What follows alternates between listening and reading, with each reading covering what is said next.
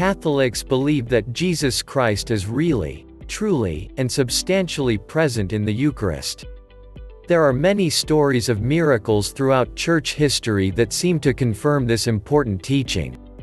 It's important to note that no Catholic is required to believe any of these stories.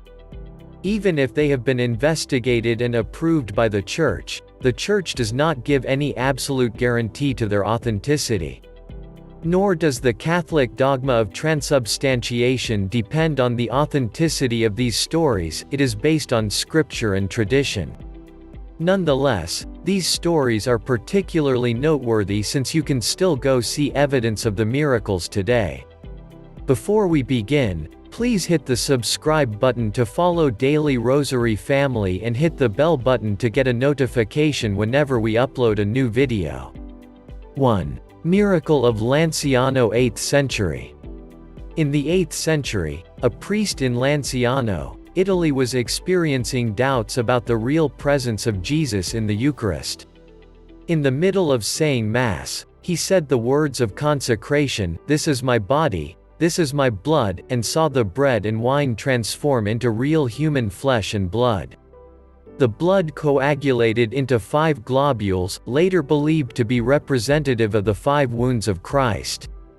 Word of the miracle quickly spread. The local archbishop launched an investigation, and the church approved the miracle.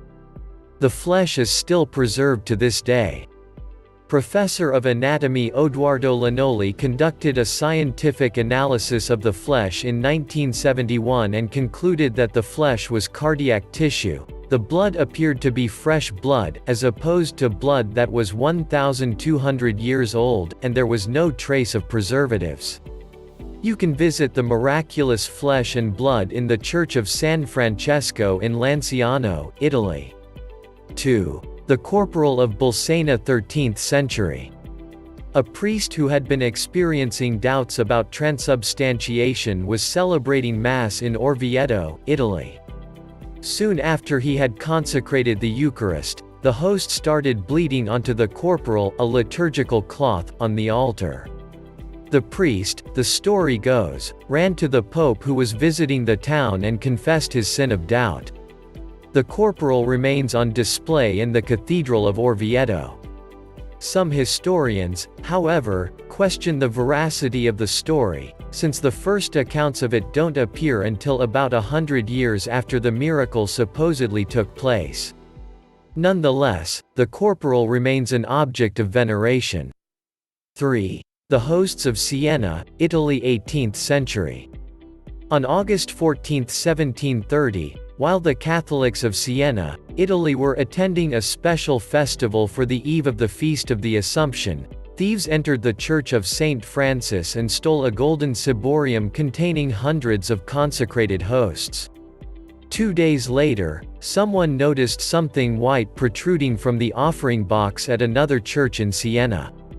The priests opened the box and found the missing hosts inside, entangled in cobwebs and dirt.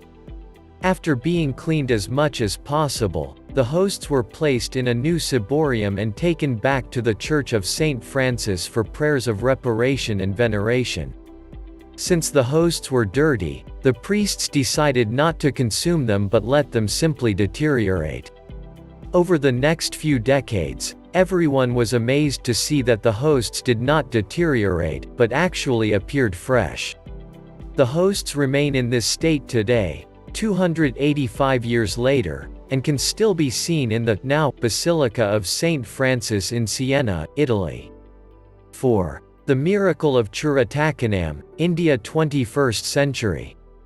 On April 28, 2001, there was Eucharistic adoration at St. Mary's Parish in Churatakenam, India, when suddenly 3 red stains materialized on the host.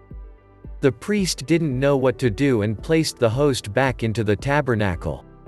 A few days later he retrieved the host to examine it again, and the red stains had arranged themselves to look like the face of a man, Jesus. He quickly found a photographer and had pictures taken of the host. 5. The Eucharistic miracle of Santarim, 13th century.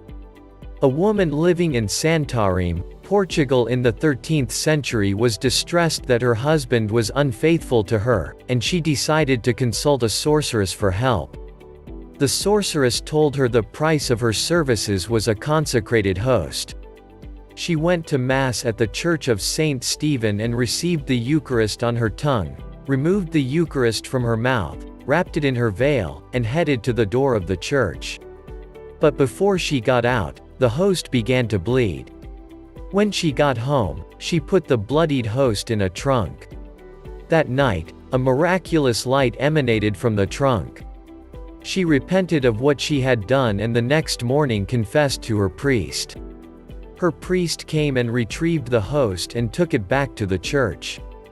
After an investigation and approval of the miracle, the church was renamed Church of the Holy Miracle, and the bloodied host remains on display to this day.